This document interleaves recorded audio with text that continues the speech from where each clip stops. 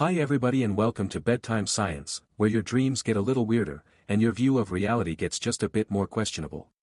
You're lying in bed. Your body is soft against the mattress, the air is cool, and your thoughts start to stretch like warm taffy. Now picture this, you're a tiny stick figure. Not cute like a doodle, more like a tragic soul trapped on a sheet of paper. You only know forward, backward, left, and right. Up and down. Never heard of her. You're a flatlander, living in a two-dimensional world. Now imagine something with depth, say, your phone, suddenly pokes through your paper-thin universe. All you'd see is a weird shape appearing and disappearing. A circle becoming smaller, then bigger, then vanishing. You wouldn't understand where it came from, or where it went, because you simply don't have the dimensional vocabulary to describe what just happened. That's where we begin tonight, flat, confused, and a little insulted by reality. So, before you get comfortable, take a moment to like the video and subscribe, but only if you genuinely enjoy what I do here. And while you're at it, post your location and local time in the comments. I love seeing where you're all listening from around the world. Now, dim the lights, maybe turn on a fan for that soft background hum, and let's ease into tonight's journey together. You begin by sinking into the concept of dimensions, not just sci-fi ones, but actual, mathematical, foundational layers of existence. You already know the basics, one-dimensional lines, two-dimensional shapes, and a third dimension that gives you depth, height, width, length. That's how you get, say, a cereal box. Then comes the fourth dimension, time. Yeah, time's not just ticking by while you lie here trying to sleep, it's technically a direction. You're always moving through it, like riding an escalator you can't step off of. Can't stop it, can't skip ahead. You just ride. But let's pause for a second, because the very idea of time being a dimension is actually relatively new. People used to think time was just a separate thing, a constant drumbeat. Then Einstein showed up in the early 20th century and flipped the table. He tied time to space, creating the beautiful mess we now call spacetime. Here's your first mainstream historical fact. In 1905, Einstein published his special theory of relativity, which basically said, hey, time doesn't work the same for everyone. A guy moving fast experiences time slower than a guy standing still. Mind melted. Now, here's your quirky twist, some ancient cultures didn't treat time as linear at all. The Aymara people of the Andes, for example, conceptualized the past as being in front of them and the future behind them, because the past is known and visible, and the future is uncertain, therefore, behind your back. Let that tickle your forehead while you drift. So if the first dimension is a line, the second is a square, the third is a cube, and the fourth is time, then what the heck is the fifth? Here's where things get misty. The fifth dimension isn't a place you can point to on a map or on Google Earth. It's a realm that includes multiple timelines. Imagine your life, every decision you could have made. Every alternate version of yourself. The you that studied piano. The you that never moved away. The you that became a professional hammock tester in the Maldives. The fifth dimension is the space between those alternate versions. You can't see it. But maybe, just maybe, you can sense it. Like a faint déjà vu. Like an itch in your brain when you wonder what if I had. Now historians still argue whether Pythagoreans, yes, those triangle-loving nerds from ancient Greece, were secretly exploring higher dimensions through their mystical math. Some say they were proto-physicists. Others think they were just into number cults and vibing under the stars. Both seem accurate, honestly. But even now, in 2025, physicists can't agree on how many dimensions actually exist. String theory says 11. Other models say 6. Some insist we live in just 4 but feel like 5 because of consciousness. It's like ordering coffee at a quantum cafe, everyone's cup is different, and no one knows who paid. Here's a bedtime analogy to chew on. Imagine a loaf of bread as the universe. Every slice is a moment in time. Your reality, your now, is one slice. The fifth dimension would let you jump across slices, maybe to a version where you added avocado. Or where the bread is banana and life is better. But can you, lying here in bed, actually reach it? That's the big question. That's what we're chasing through this journey. And no, spoiler alert, you probably won't survive the trip in your current squishy, 3D body. Sorry. The fifth dimension doesn't care about your organs. But hey, maybe there's a version of you out there that did figure it out. You roll over. The fan hums. Somewhere in the folds of spacetime, another version of you dreams of this exact moment, but from the other side. You're still lying there, nestled in your soft blanket cocoon, when it hits you, you're inside a box. Not a real box, like the cardboard kind that makes cats irrationally happy, but a dimensional box, a cage made of 3 spatial directions and 1 slippery arrow of time. You move your hand.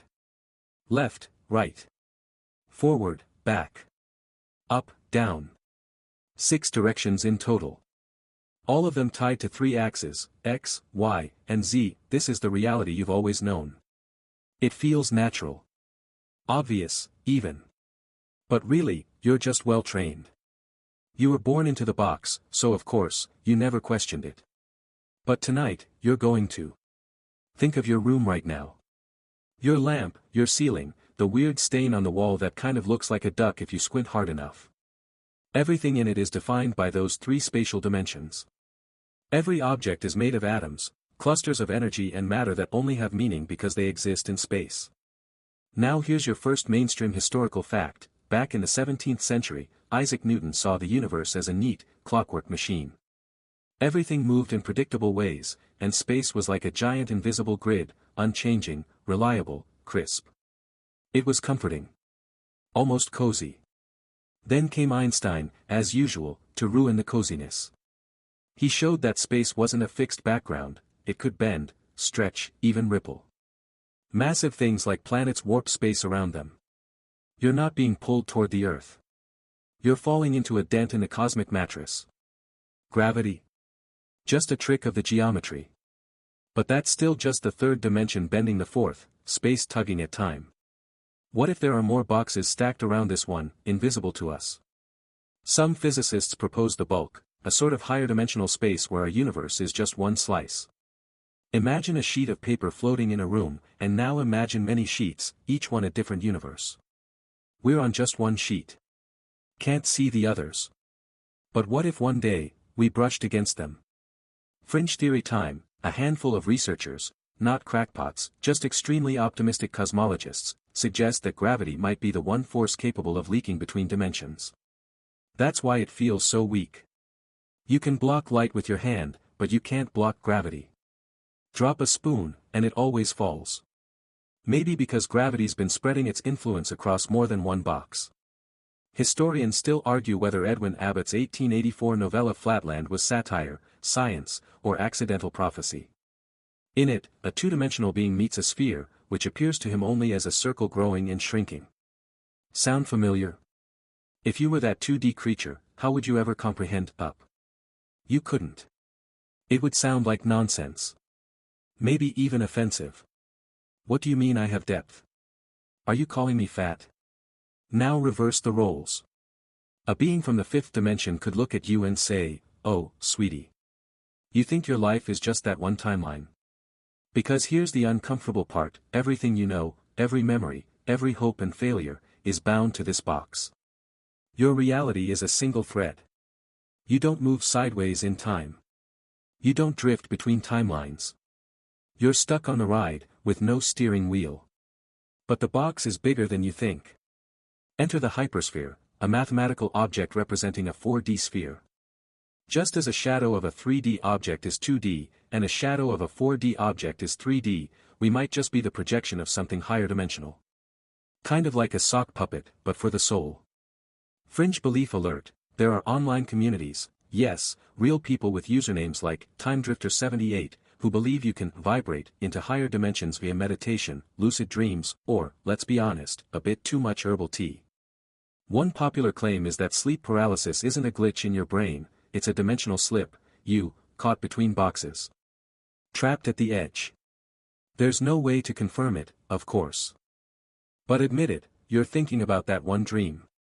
The one that felt sideways. Tonight, your mind is the experiment.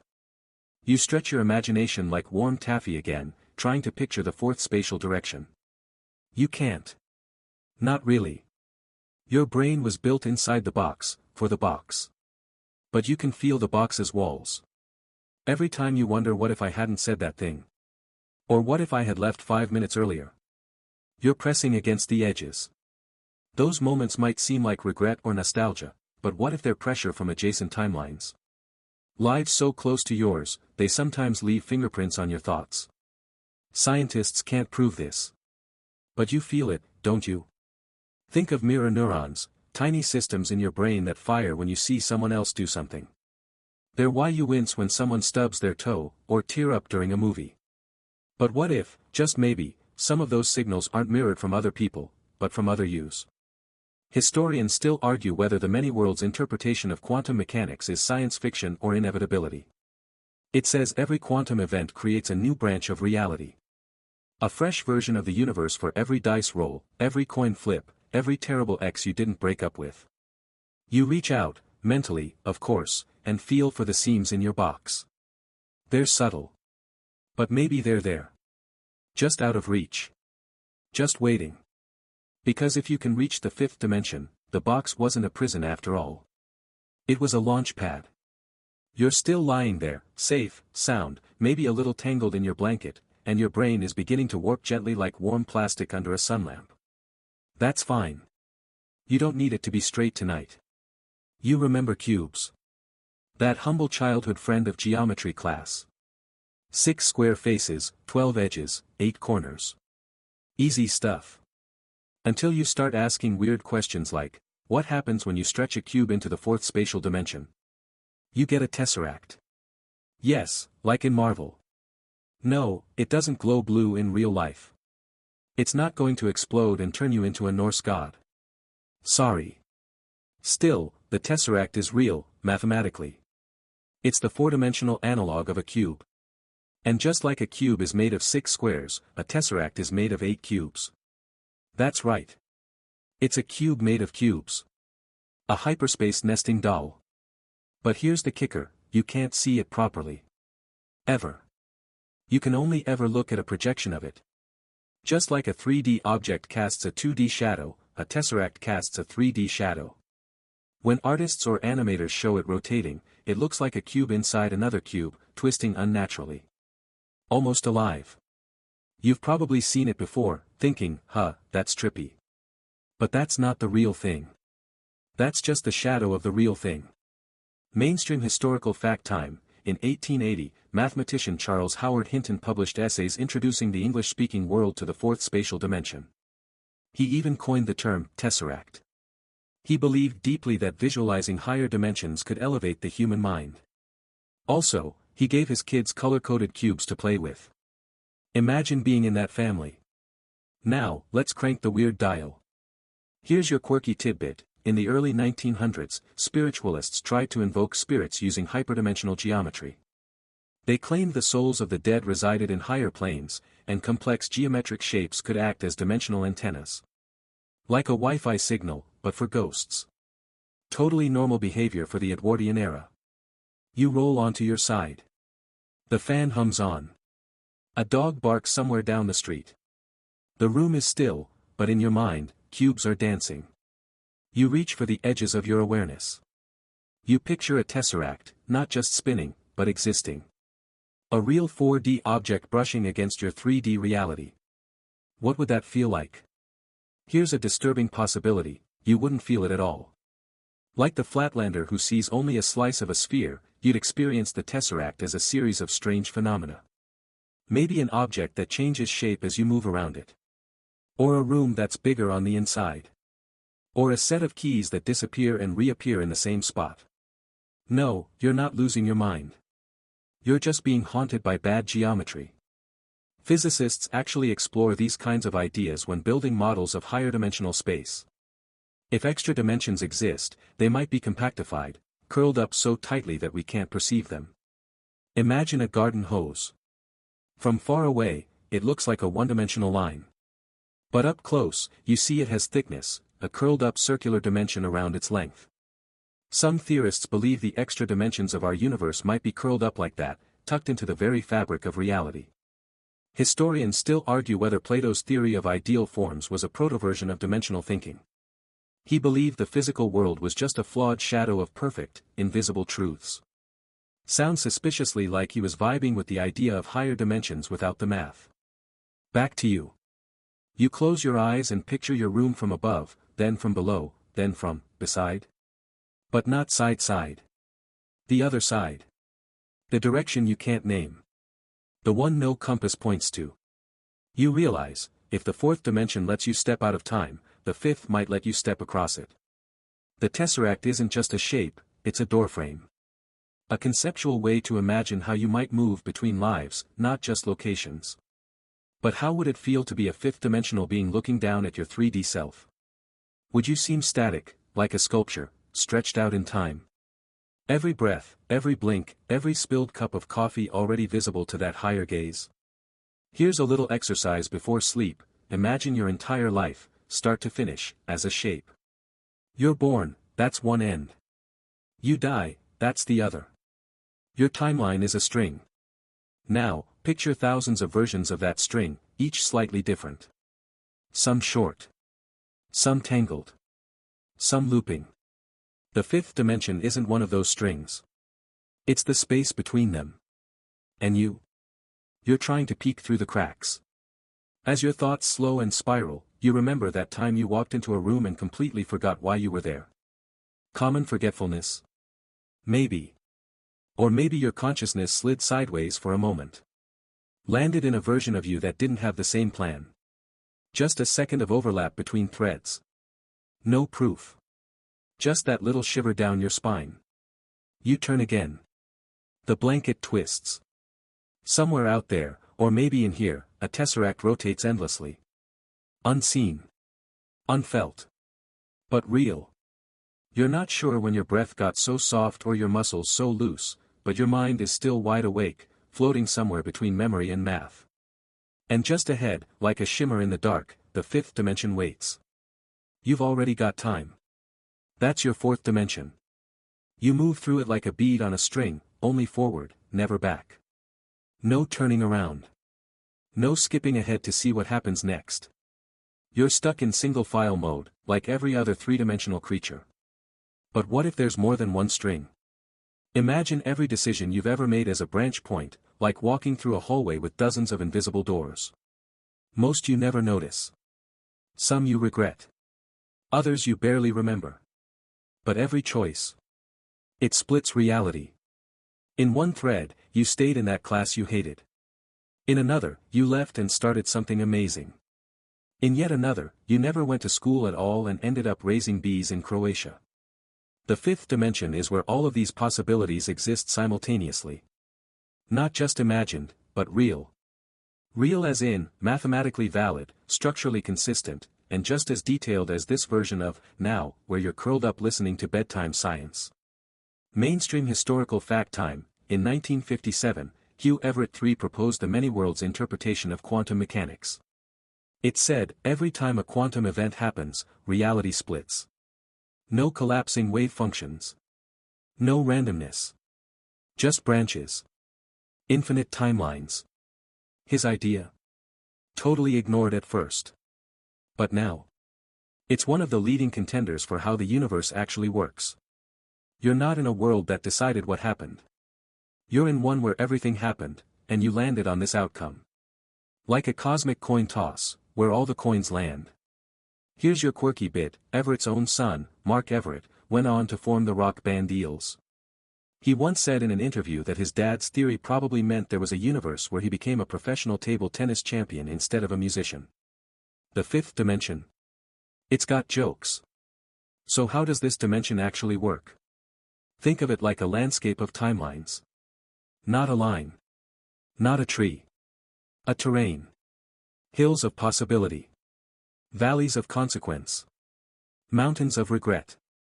Rivers of potential. You're walking one path, sure, but somewhere, a different you is climbing that mountain you avoided. Or drowning in a puddle you never saw. The fifth dimension isn't a place you travel to. It's a direction in which you could pivot, if you weren't anchored by biology.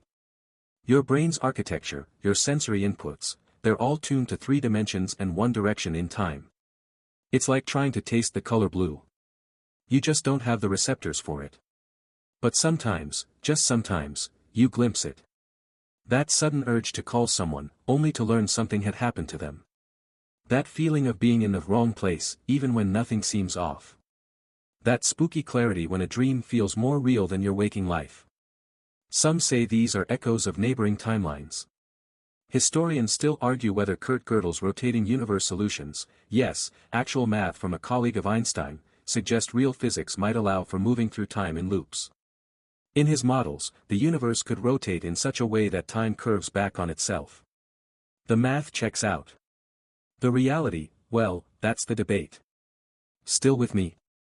You're doing great. Now, picture a book, a thick, heavy tome filled with all the details of your life. Every sentence, every typo, every skipped lunch. That's your timeline.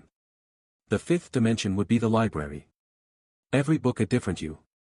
Some longer. Some shorter. Some where the author took a totally wild turn in chapter 3 and never looked back. And here's where things get extra crunchy. Some physicists propose that in the fifth dimension, you could actually move sideways between these books. Like walking along a shelf. You wouldn't go back in time, you'd step into a reality where you already made a different choice. Now imagine trying to read all those versions. Every one of them, sad, strange, beautiful, carved into the fabric of existence. Still think the multiverse is just comic book nonsense? Your mind drifts again. You start to wonder, if the fifth dimension contains all possibilities, does it contain versions of you that reached it? Beings like you, but farther along. Higher. Looser in the bones of reality. Maybe they can see you. Maybe you're their memory. Or their dream. Or the version of them that never quite got there. It's humbling. It's thrilling. It's a little annoying, honestly. You keep pulling on threads in your thoughts, trying to feel where one ends and the next begins. But the fifth dimension doesn't work like that.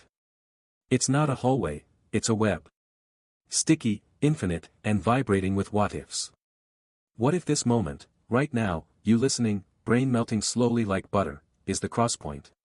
The place where you're just barely brushing against the edge of something bigger.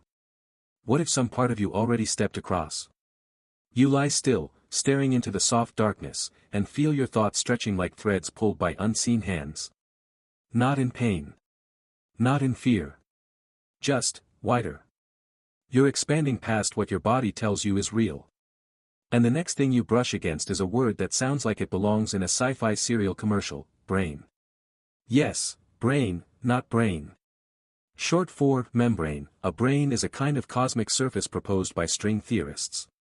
In some of the more daring versions of reality, like M-theory, which sounds like it should involve capes but doesn't, the universe we live in isn't the whole deal. It's just one brain, one thin, floating sheet, inside a much bigger, higher dimensional space called the bulk. You're lying on one brain. Somewhere out there, other brains drift. Parallel universes. Some eerily similar. Others so bizarre they'd make Lovecraft need a sit-down. And every so often, this is the kicker, they might collide. Mainstream historical fact, in the early 2000s, physicists Paul Steinhardt and Neil Turok proposed the cyclic model of the universe. In it, two brains crash together over and over, creating Big Bang after Big Bang like celestial bumper cars. Your entire reality. Just the fiery consequence of one of those bounces. And yes, this theory is still debated. Some say it beautifully explains cosmic expansion. Others say, cool story, bro, but where's the proof? Historians still argue whether these brain-based ideas are groundbreaking physics or just metaphysical fanfiction with fancy equations. Now back to your night. Imagine yourself floating. Not in water. Not in air. But in a vast, silent void. Blacker than sleep. Quieter than death. You're resting on a sheet. Not paper. Not metal. A universe. And around you? Other sheets. Other brains. You're not falling. You're drifting. And in this space between brains, the bulk, you can sense it, there's room to move sideways in ways that make no sense inside our 3D world. Directions that don't have names. Motions that don't have verbs. Fringe tidbit time, there are researchers who speculate, only speculate, mind you, that dark matter might be ordinary matter existing on a nearby brain. It's not that it's invisible. It's just, not on your frequency. Like trying to hear jazz on a microwave. And gravity? It might be the only force that leaks between brains. That's why it's so weak compared to electromagnetism or the strong nuclear force. It's spreading its energy across multiple universes, like a flashlight shining through several layers of gauze. You twist under the blanket, body still heavy but mind sharper than ever. The fifth dimension, you realize, might not just be a storage unit of alternate timelines, it might be the medium through which universes float. Now consider this, if brains can move, can they touch? Can you have dimensional earthquakes, where the laws of physics briefly stutter? Could ghosts, UFOs, or unexplainable glitches be the result of another universe brushing against yours, just for a moment? There are stories. Not peer-reviewed, obviously. But strange tales, whole towns seeing odd lights, time speeding up or slowing down, people vanishing, only to return with no memory. Are they hoaxes? Misinterpretations? Or did the brain shudder, just slightly? Here's a chilling thought, maybe déjà vu isn't about memory at all. Maybe it's the resonance of another you, living a nearly identical life on a nearby brain, vibrating just close enough for your brains to sync, like two tuning forks humming together across the void. You reach for the image again.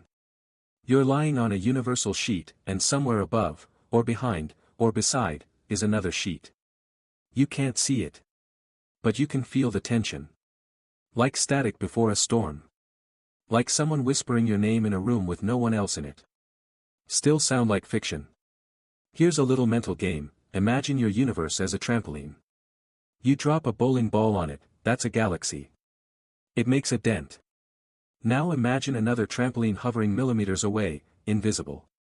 Sometimes the dents align. Sometimes they don't. And you? You're a marble rolling across the first trampoline. But every now and then, you feel a tug, from underneath, from above, from somewhere that doesn't have a name. And you wonder, what was that? In the fifth dimension, these interactions aren't mystical, they're geometry. Just another twist in the folds of the bulk. Historians still argue whether ancient myths of parallel worlds, spirit realms, and sky layers were metaphor or memory. Did old cultures just have great imaginations? Or were they feeling the edges of the brain, through dreams, rituals, moments of altered perception? You turn your head. The air feels denser somehow. Not heavier. Just deeper. Like you're suddenly aware of how thin this version of the world might be. And maybe, just maybe, you're already drifting. Not physically, your body's doing its usual quiet business. But your consciousness? It's pressing against the membrane. Testing it. Wondering if there's a seam. Because if the universe is a brain, then somewhere beyond this darkness, something else is pressing back. Your breath is slower now. Your limbs heavy. But your mind? It's folding. Not cracking. Not breaking. Just, folding. Like paper in a child's hand. One neat crease at a time, each sharper than the last, bending reality into something you've never quite imagined, but that feels uncannily familiar. Tonight, you're learning how to fold reality like origami. Start simple, picture a line. That's one dimension. Easy. Now fold it into a square, that's two. Fold the square into a cube, that's three. Stack those cubes along a path, and time becomes the fourth. So what if you folded time? What if the straight line of your life, all those little moments strung together like popcorn on thread, could bend? Curve back. Twist over itself. Loop. Tangle. Fold. You wouldn't just revisit memories, you'd re-enter them, in body and mind. Rewind with all your senses. Choose a different word, a different action. Pivot. This isn't science fiction. It's a thought experiment. One that physicists take very, very seriously. Mainstream historical fact: in 1935, Albert Einstein and Nathan Rosen proposed what's now called an Einstein-Rosen bridge, a theoretical tunnel connecting two distant points in spacetime. Later, a man named John Wheeler gave it the nickname we all know, wormhole. Now picture that cube of your life again. If a wormhole could pierce 2 points in time, or even in possibility, it would be like folding the cube so that two faraway corners touch. No need to travel along the edges. Just step across. You're not falling asleep. You're falling through. A bend in your own perception. Fringe theory moment. There's a model called the Randall-Sundrum model, where our universe is a brain curled in a higher dimensional space. Gravity is weak, they say, because it's leaking into the extra dimension. Some researchers suggest that this extra dimension might be only micrometers away, curled too tightly for us to see. Micrometers. That's right there. That's closer than the next breath you're about to take. Now, think about this, if you could fold time and space, wouldn't you need some sort of map? A way to know where the folds lead? Here's where it gets poetic and weird. Some say your thoughts might be the key. Not because they're magical, but because they're already higher dimensional. Think about déjà vu lucid dreams. That sudden, razor-sharp awareness you sometimes get, where everything feels just a little off, but too structured to be random.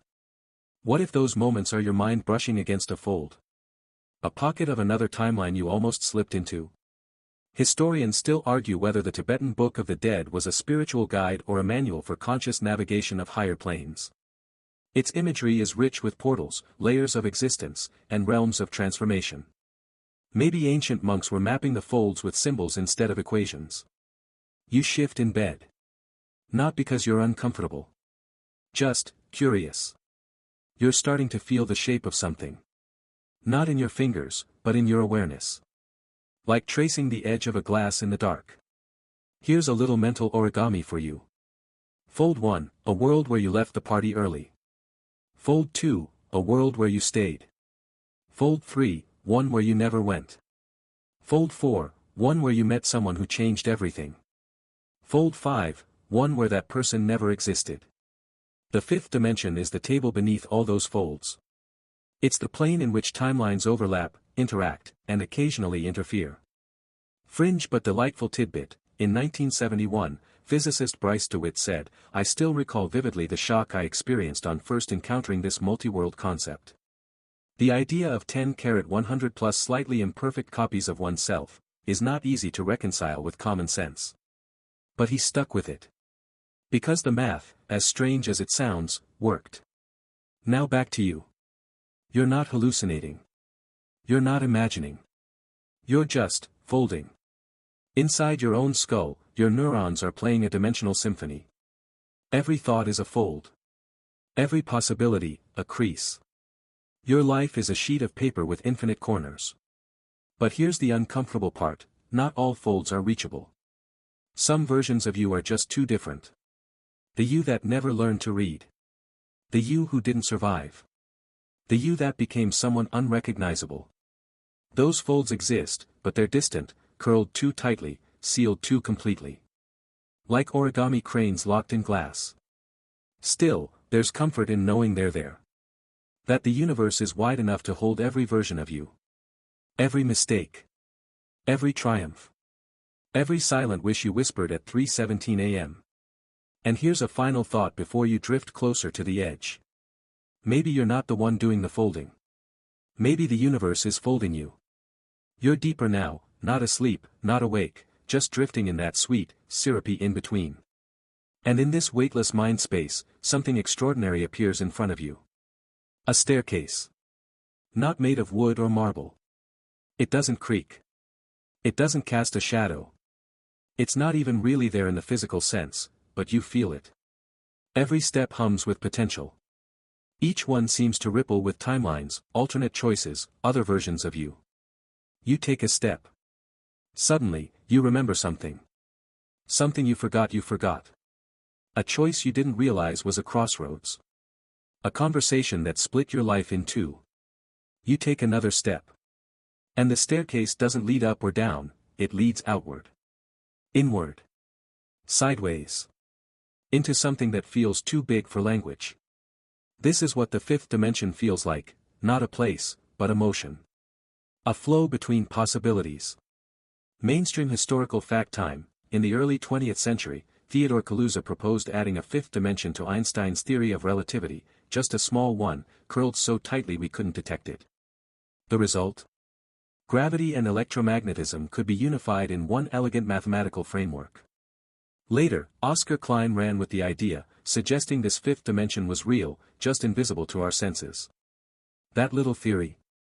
It eventually inspired string theory. But here's your quirky fringe nugget: some metaphysical writers believe the fifth dimension is a state of consciousness, not a location. That when you ascend, you don't go anywhere, you just see everything differently. Like waking from a dream and realizing your dream self made choices without your input. So you keep climbing. Not physically. You're still lying there in bed. But something inside you is tracing these dimensional stairs with quiet wonder. You don't know where they lead, but each step feels like clarity. Each step reveals a you that could have been. One you refused that job. One you kissed that person. One you forgave. One you didn't. Each version echoes with a familiar feeling, but none of them is quite you. And yet, they all are. Now pause. What if you stopped climbing and stepped onto one of those landings? Not just to peek, but to switch. Some physicists call these potential shifts between realities quantum jumps. The idea isn't proven, but it's tasty to think about. Imagine your consciousness, this glowing little thread of awareness, being able to leap from one probability curve to another. Not time travel. Not teleportation. Just choice travel. A subtle pivot. A mental decision so deep it rewrites your external world to match. Historians still argue whether ancient mystics like Pythagoras, Hermes Trismegistus, and others were merely philosophers, or were hinting at hidden architecture in reality. Numbers as keys. Geometries as bridges. The staircase metaphor runs through their writings like a thread of starlight. And you? You're standing right on one of those steps now.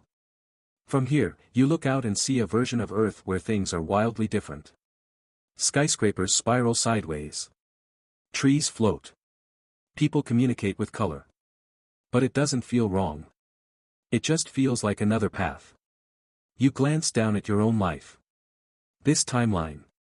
The one with your memories and choices and morning coffee rituals. It looks so small from here. Not in a sad way. Just, compressed. Like a note tucked in your pocket. What if you walked away from it? Would you remember this moment? Would you still be you? That's the great debate among fifth-dimension dreamers, whether consciousness is local, tied to one timeline, or fluid, able to move between realities like a canoe slipping between river branches. Here's a playful analogy for your mind: imagine a choose-your-own-adventure book. Every decision splits the story. Flip to page 47 for yes, or page 103 for no. Most people read it straight through once. But the fifth dimension lets you hold the book, flip back and forth, skim, reread, rearrange, and even imagine pages that were never printed. And somewhere between those pages is the version of you who did figure it all out.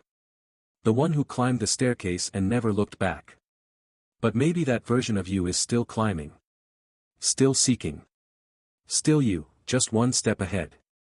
You smile slightly in the dark. Not because you're sure. But because it's all possible. And possibility is the currency of the fifth dimension. You take another step. The landing flickers.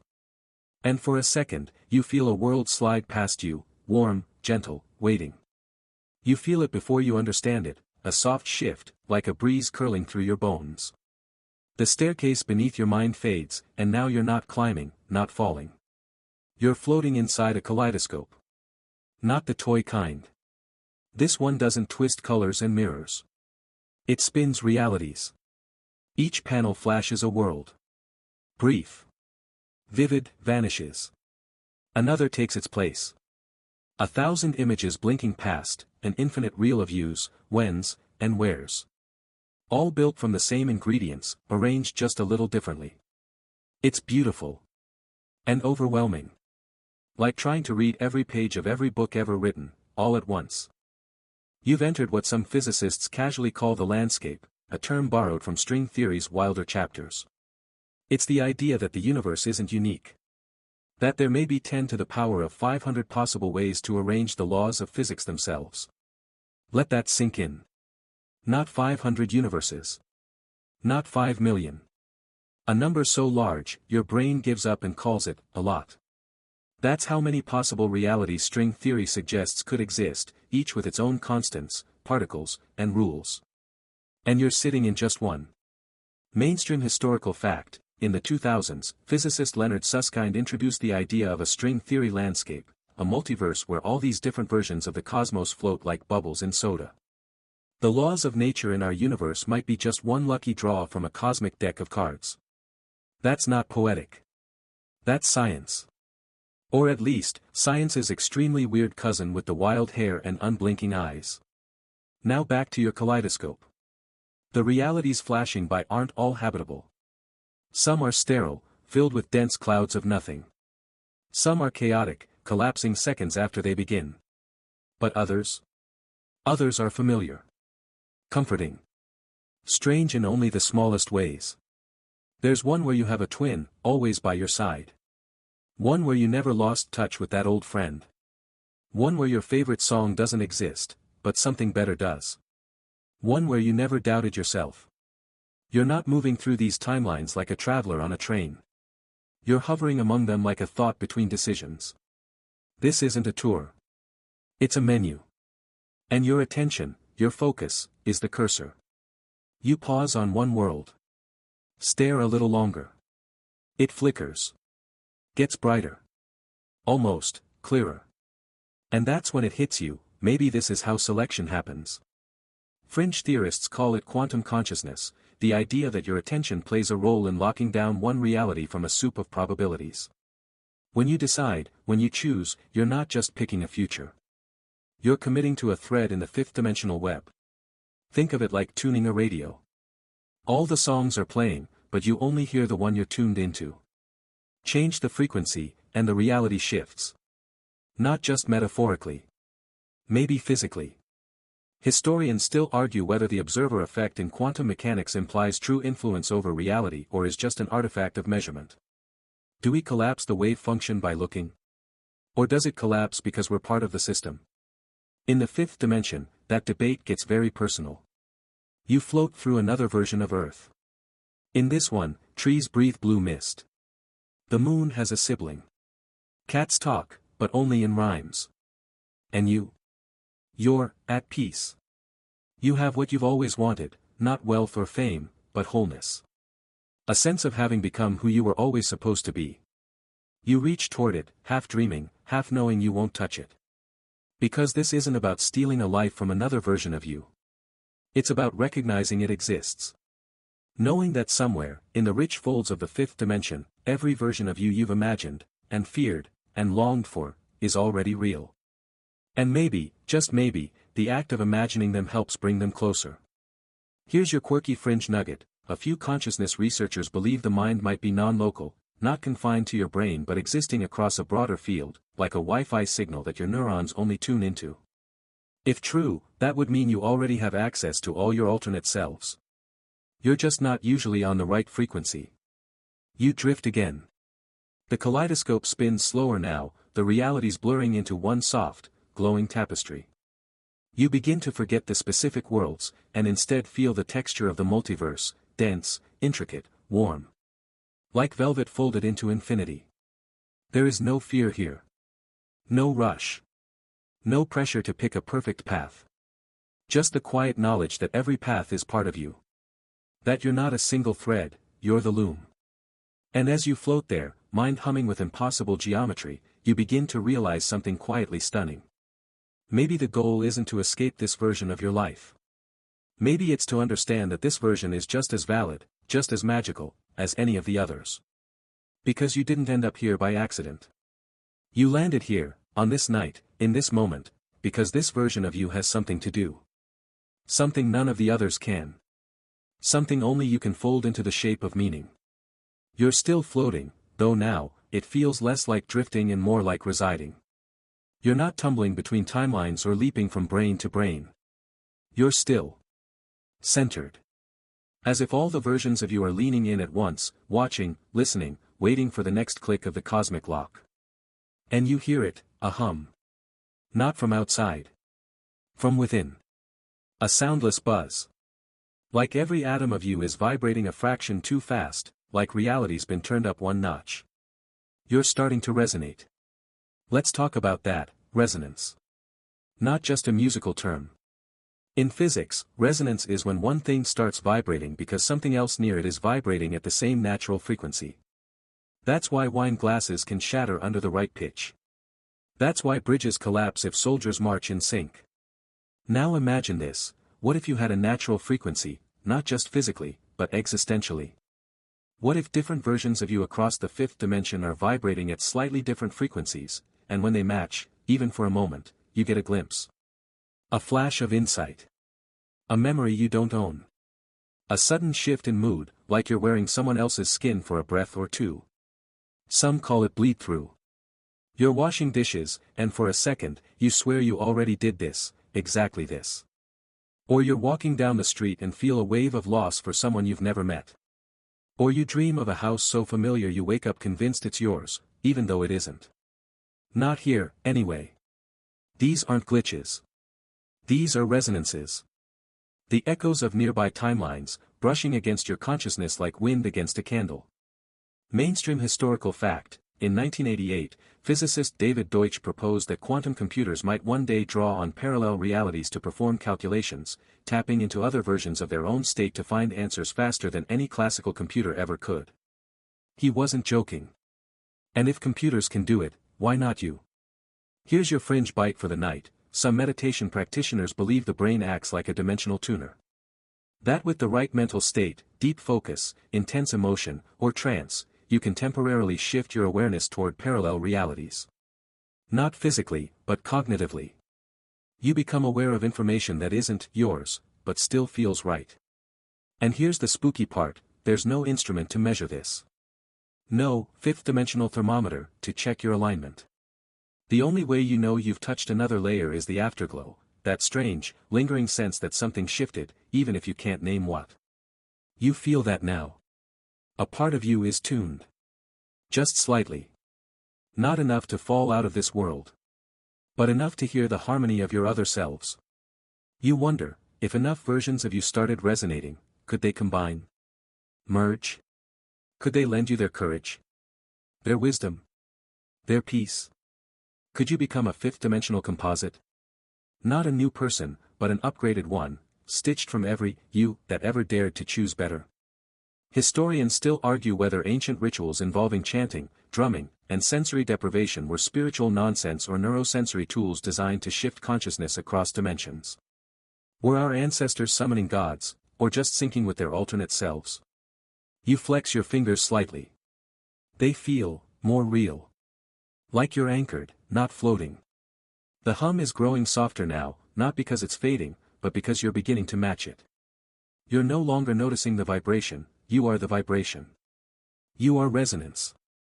You're not trapped in a single timeline. You're participating in a choir of timelines. Each version of you singing a different note, a different version of truth, and you. You're the harmony, the place where it all overlaps and sounds right. Here's a metaphor to wrap your mind around as you slip deeper. Your life is a song. Simple. Haunting.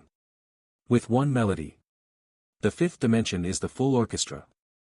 And tonight, just for a while, you've stepped onto the conductor's podium. You won't stay there. You can't, not yet. But you'll return to your regular life with the faintest echo of that full harmony still ringing in your chest.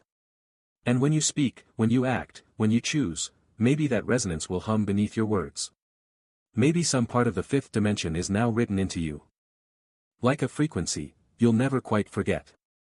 You're still lying in the dark, but something's shifted. You're no longer wondering what if. Or where else.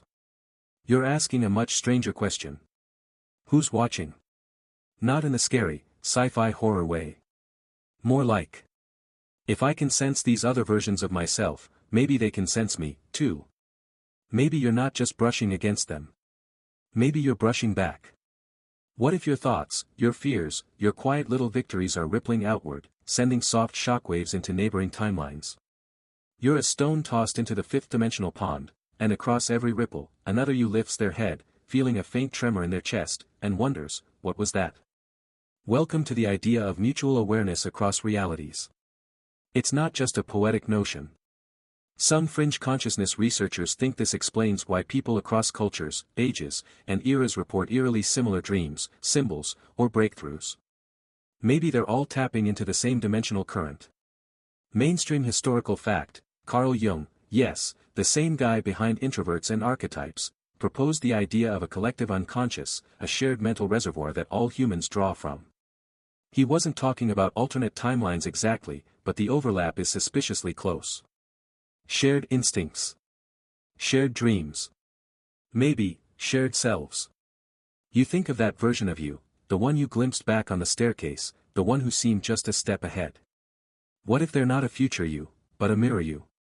One that sees you in their dreams and wonders why your choices feel so familiar. You reach out, mentally. Not with fingers, but with intention. And here's the weird part, it feels like someone reaches back. Not a hand. Not a voice. Just a gentle presence. A quiet acknowledgement. Like bumping elbows in a crowded multiverse. Fringe tidbit time: some lucid dreamers claim they've met alternate selves, inside dreams, versions of themselves with different names, lives, memories. And sometimes, those other selves give advice. Share information. Even, warn. What if dreams are where the boundaries get thin? You lie there, mind softening like clay, and recall that time you woke from a dream convinced something had changed. You couldn't explain it. Nothing was different, but everything felt different. Lighter. Or heavier. Or, realer. Maybe that was a pivot point. A dimensional nudge. One version of you adjusting the others, subtly, like tuning piano strings across the multiverse. Historians still argue whether shamanic journeys, vision quests, and mystical, higher self experiences were spiritual tales or descriptions of real cognitive contact with fifth-dimensional awareness. Modern neuroscience can't measure it. But they can't rule it out, either. Now, take a breath. And consider this: maybe you're not the only one wondering about the fifth dimension. Maybe a version of you, in a lab, right now, is studying this exact moment from the other side. Maybe that version has a whiteboard filled with equations, and they're muttering to their assistant, "We're close, very close. I think I can feel them wondering about me." You chuckle. Quietly. Because it's not that far-fetched anymore, is it? Maybe your dreams tonight will bleed into their waking life. Maybe your choices today are being shaped by their memories. You're part of a constellation now, a network of selves. Distant but connected. Glimmering like stars that don't know they belong to the same galaxy. You close your eyes and feel them. Not by name. Not by face. But by tone. That one who always gets up early to paint. That one who teaches physics to kids. That one who rides trains just to see where they go. That one who didn't make it. That one who's still waiting. And you realize this, slowly. You're not alone in the fifth dimension. You're never alone. Every step you take, every strange dream, every gut feeling, every sudden burst of déjà vu, might be a hello from another you. A whisper through the folds. A nod across the veil. And maybe, just maybe, you've whispered back. The darkness around you isn't empty anymore. It's rich. Layered. Like velvet soaked in meaning. You're not just lying in bed, you're in a shared corridor of selves, all flickering in and out of view. Not ghosts. Not hallucinations. Just echoes, timelines brushing timelines, minds gently overlapping like pages of transparent ink. And now, the question is no longer, can humans reach the fifth dimension? It's, what happens when we do? Let's start with this: maybe you already have. Not your whole body. You're not floating around in space dust with 6 eyeballs and a light-up forehead crystal. Although, admit it, that'd be kind of amazing. But your consciousness, that steady little flame behind your thoughts, it's pliable. Stretchable. And tonight, it's already halfway through the curtain. You begin to wonder, if this fifth-dimensional awareness is possible, what are the signs? Let's list a few. The first, synchronicity. You think of someone, and they text. You dream of a symbol, and see it on a billboard the next morning. You open a book at random, and it answers a question you hadn't asked out loud. Mainstream historical fact: psychologist Carl Jung, who we met earlier, coined the term synchronicity to describe these moments, meaningful coincidences that seem too precise to be chance but aren't causally connected. He believed they were messages from the deeper self, or the collective unconscious, surfacing when we needed them most. Now, in a fifth-dimensional context, synchronicities are cross-dimensional pings. One version of you nudging another. A cosmic pist, like tapping someone on the shoulder across spacetime. Second sign, the split-second shift. You ever feel like you walk through a doorway and everything's just off? Like the colors are duller, or people seem distracted, or even gravity feels weirdly wrong. Some call it reality shifting. Others think it's nonsense. But fringe theorists argue that small dimensional jumps could occur during trauma, intense emotional states, or deep meditative focus, landing you in a timeline just slightly adjacent to the one you left. You didn't imagine the difference. You just changed lanes. Historians still argue whether ancient ritual spaces, stone circles, labyrinths, sacred groves, were designed to honor gods or act as dimensional calibration tools. Places where the veil between timelines grew thin. Places you could align your frequency and maybe, just maybe, choose a new path. Third sign, timelessness. Ever fall into something so deeply, music, writing, running, coding, that time melts? Hours vanish. Your hands move without thinking. Your thoughts feel borrowed, like someone else, someone better, is guiding them. That's flow. And in fifth-dimensional terms, that's partial access. You're syncing with a version of you who's done this before.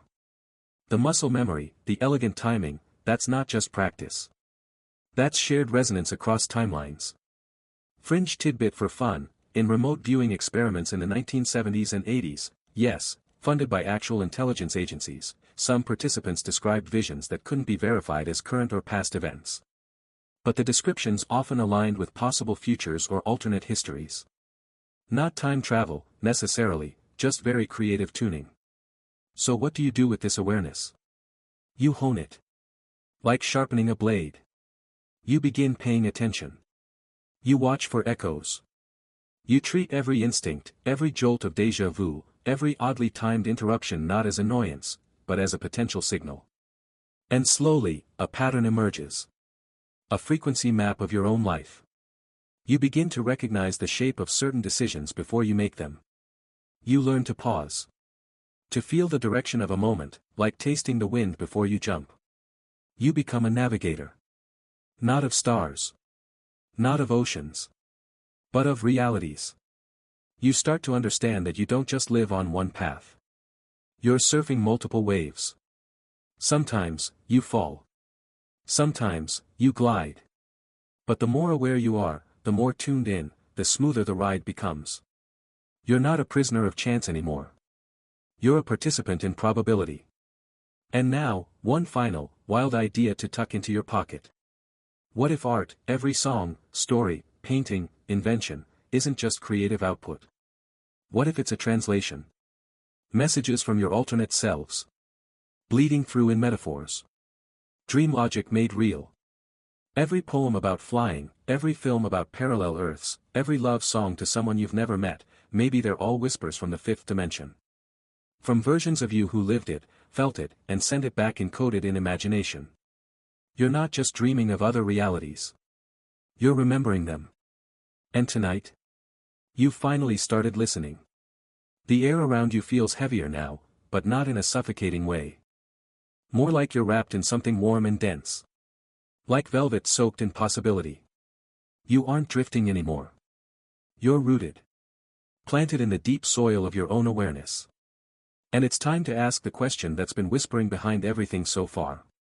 What does it mean to live in the fifth dimension, consciously? Not as a physics problem.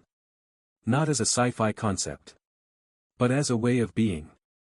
Let's paint the picture together. You wake up tomorrow and realize you're no longer stuck on a single thread of time. You still have a body. A life. But your mind sees the branches. You feel the quiet tug of each possible choice, not just what you could do, but what you will become depending on how you move. And this isn't paralyzing. It's liberating. Because now you know, every decision is a door. Not in the heavy-handed, change your life in 5 steps way, but in the soft, real sense. Like when you choose to smile instead of stay quiet. When you walk outside instead of scrolling. When you say yes just 1 second before your fear says no. Each of these decisions slightly shifts your trajectory, nudging you into another fold of the fifth dimension. Mainstream historical fact: in chaos theory, there's the concept of the butterfly effect. Small changes in initial conditions can lead to vastly different outcomes. A butterfly flapping its wings in Brazil could set off a tornado in Texas. Now scale that up to your entire life. Every breath is a flap. Every choice is a storm. And you're the one holding the wings. Fringe tidbit time: in esoteric traditions, especially within Hermetic and mystical schools, there's the belief in planes of reality, with the mental plane, or causal plane, being one where thoughts shape outcomes instantly. These aren't metaphors to them. They're literal layers of existence, each more malleable than the last. And the fifth dimension sounds suspiciously close to those ancient descriptions. So how would you live, knowing this? First, you become intentional. Not hyper-controlling. Not obsessive. Just present. You'd stop treating thoughts like background noise and start treating them like blueprints. Because here's the secret: attention is navigation.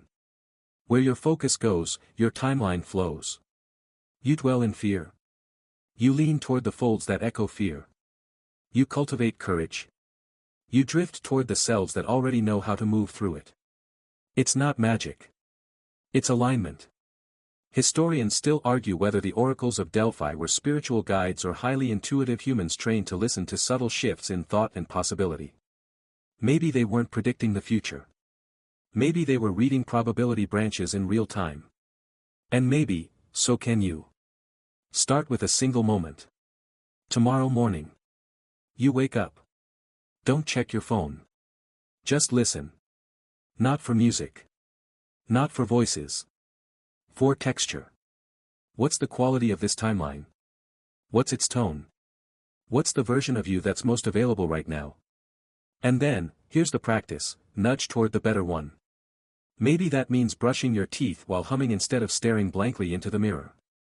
Maybe it means texting someone you've been avoiding. Maybe it means sitting in stillness for 5 minutes and feeling your pulse instead of your notifications. It doesn't take a grand gesture.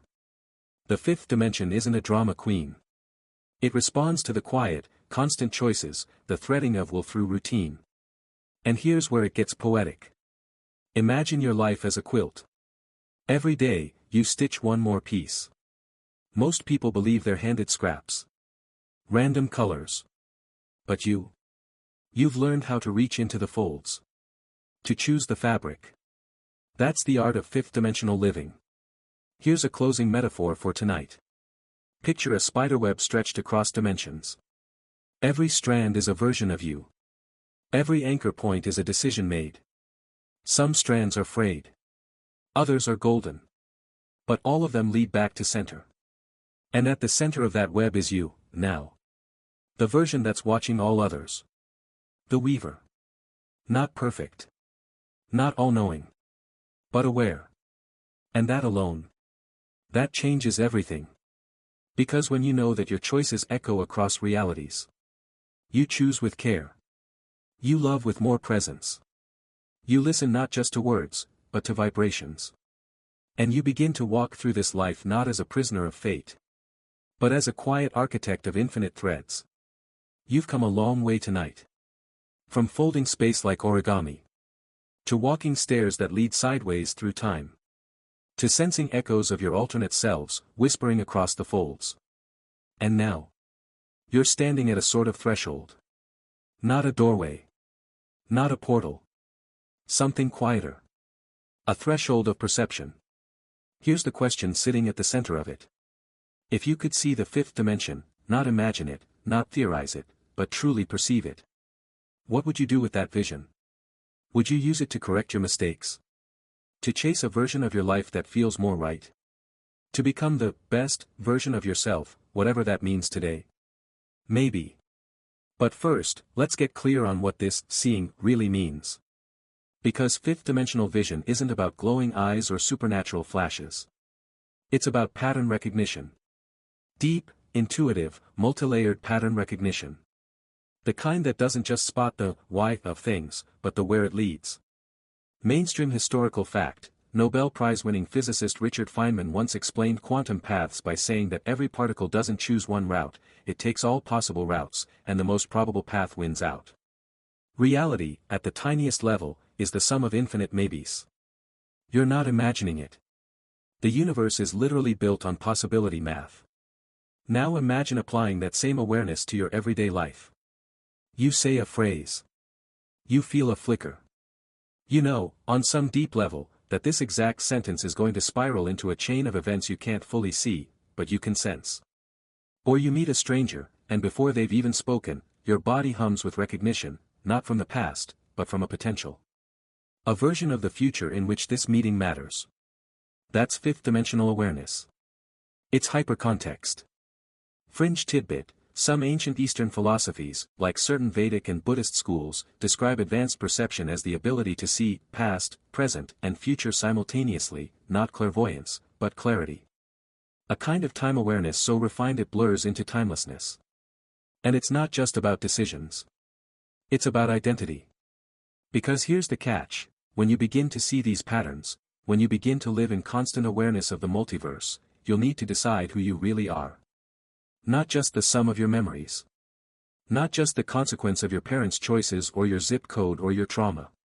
You'll have to decide, actively, who to be. Historians still argue whether the ancient Egyptian concept of the Ka, a second, invisible self, was mythological, spiritual, or something more like a dimensional twin. Some texts describe the Ka as a double that walks beside you and guides you through choices. In modern terms, it sounds suspiciously like your fifth-dimensional self acting as a kind of navigator. So, what if you let it? Not in the sense of surrendering your will, but in collaboration. Picture this. You're faced with a choice. Something small: what to say in an argument, what job to accept, whether to open up or stay quiet. You close your eyes, not to escape the moment, but to consult the map. And there it is. Not a glowing vision. Not a voice from above. Just a weight in your chest. A knowing. A gravitational pull toward one thread over another. That's your fifth-dimensional self, your Ka, your higher pattern, gently steering. Not because it's right, but because it matches the version of you you're becoming. This is how you live with fifth-dimensional sight. You stop judging your past like a crime scene. You stop fearing your future like it's a hallway of traps. You begin to treat every moment as a braid, where versions of you briefly meet, weave together, then split again. And your job? To weave consciously. You're not here to reach one final version of yourself and lock it in forever. That would be boring. And false. You're here to explore. To pivot. To adjust.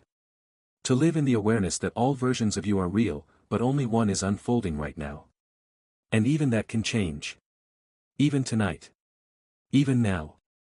Because maybe tonight wasn't just another story. Maybe it was a key. A tuning fork. A whisper from a version of you who already remembers what you're becoming. And the vision you've started to grow. It's not fading. It's focusing. You don't need to see everything to see clearly. You just need to know that you're not lost. Not anymore. The soft hum of possibility still wraps around you, like a pulse just beneath the surface of your thoughts. You're beginning to sense it now, more than ever. The fifth dimension isn't something you go to. It's something you let in. It's always been here. Quiet. Waiting. Like static behind the signal. Like light behind closed eyes. So now the question becomes, how do you carry this awareness into your daily life? It's one thing to lie in bed, suspended in half-dream, dancing with ideas of infinite yous and timelines that twist like braided rivers. But what happens when you're awake? In traffic. In meetings. In front of the fridge, wondering if you left your purpose somewhere behind the oat milk. Let's break this down. Let's ground the cosmic into the everyday. Because that's the real trick of the fifth dimension. It's not about escaping your life, it's about enriching it. Start with your choices. You're already making thousands of micro-decisions a day. Socks or bare feet? Coffee or tea? Look at the phone or stare at the ceiling? What you don't realize yet is that every one of those choices is a dimensional fork, a subtle nudge toward a slightly different version of your day. You don't need to control them all. That would drive anyone mad. But what you can do is start making just one decision each day with full, fifth-dimensional awareness. One moment where you pause. Feel the weight of the option. Sense the ripple it might cause. And choose, gently but deliberately, the path that feels truer. Mainstream historical fact: the philosopher William James, one of the early pioneers of psychology, once said, "My first act of free will shall be to believe in free will." He knew, belief shapes reality. Belief is the first domino in the cascade of timelines. Your belief in the fifth dimension doesn't need to be absolute. It just needs to be enough to shift the weight of your choices. Now let's talk about emotion. Emotions aren't random fireworks. They're frequency beacons. Every time you feel joy, or anger, or sorrow, or peace, you're not just reacting. You're broadcasting. Sending out ripples that align with certain threads of possibility.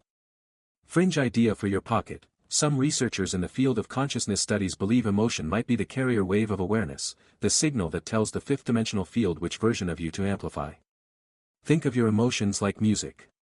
Low-frequency tracks pull you toward slow, dense timelines. High-frequency tracks lift you toward clarity, courage, and creativity. Neither is bad, but being aware of which station you're tuned into. That's power. So, how do you use this? You feel a wave of anxiety rising. Before, you'd spiral, try to think your way out. Now, you pause. You name it. You observe it as a ripple. A tug from a neighboring timeline. You breathe, and you choose not to follow it. Just like that, you decline a path.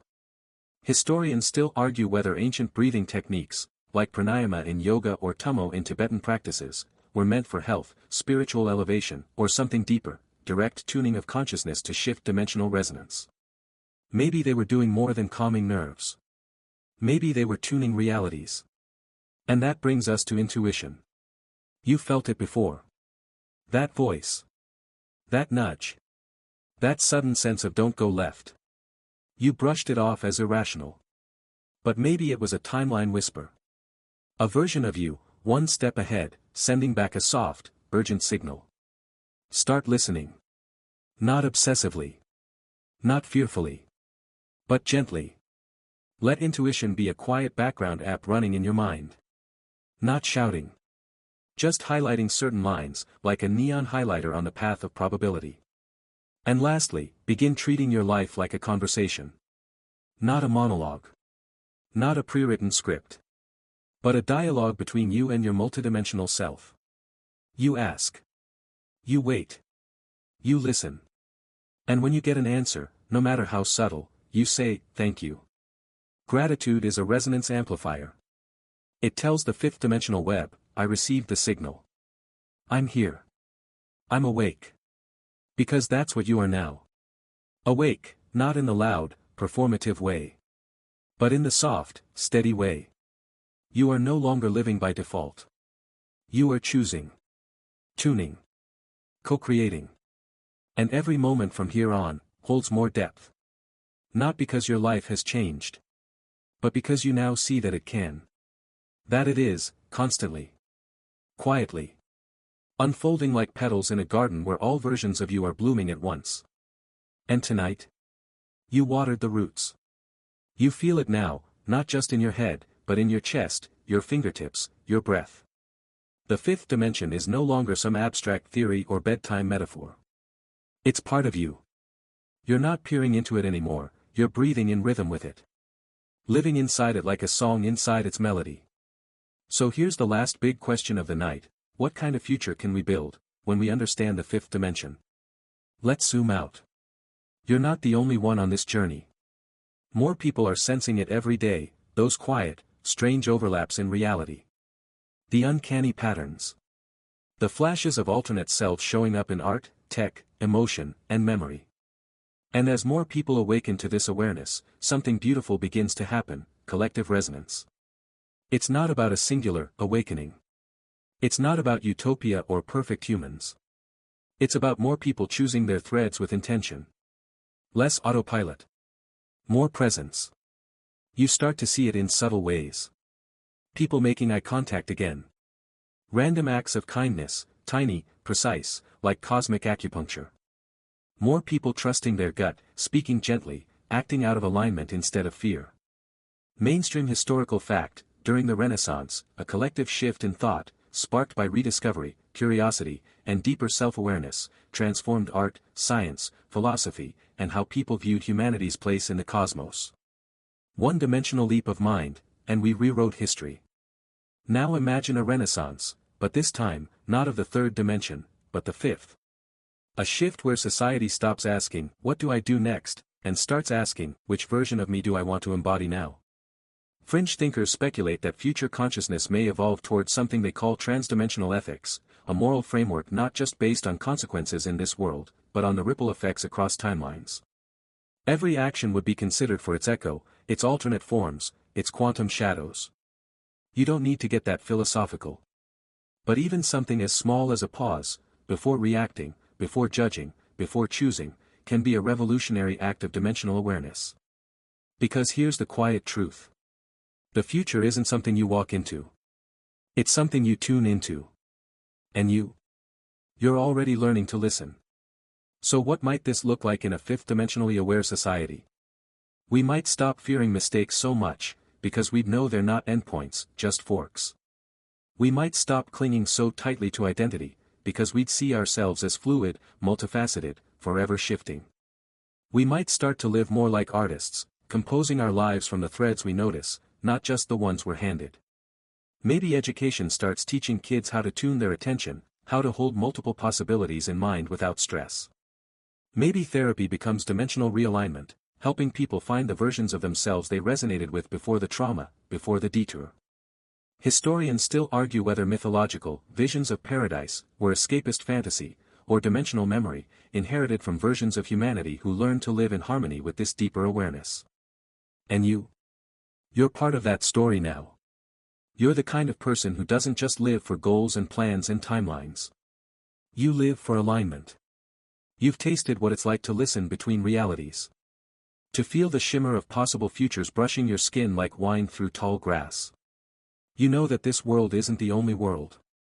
But it's the one you're in right now. And that gives it sacred weight. Because the fifth dimension doesn't replace this life. It makes it more precious. You're not stuck here. You're choosing here. And that changes everything. Crescent moon. Wind down, 300 words. So now, as your body sinks deeper into the mattress, and your breath evens out into slow, moonlit rhythms, let yourself soften. There's nothing more to understand tonight. No more timelines to chase. No more questions to answer. The journey you've taken wasn't made of miles, but of meaning. It wasn't a staircase, it was a spiral inward. And you're exactly where you're supposed to be. Let the folds of the fifth dimension tuck gently around your thoughts, like soft blankets stitched from everything you've ever been, and everything you've yet to become. There's no rush. No right direction. Just the hum. The quiet resonance of a mind newly aware of its own possibilities. And if you dream tonight, let them be soft dreams. Of moments you almost lived. Of people you almost met. Of worlds you might still visit. Because somewhere, in some corner of the infinite multiverse, you already have. Now rest, traveler. Let your mind dissolve like sugar into warm tea. Let go of the edges. Let your breath carry you home. You've touched something enormous. And that echo will stay with you. Long after the dream ends.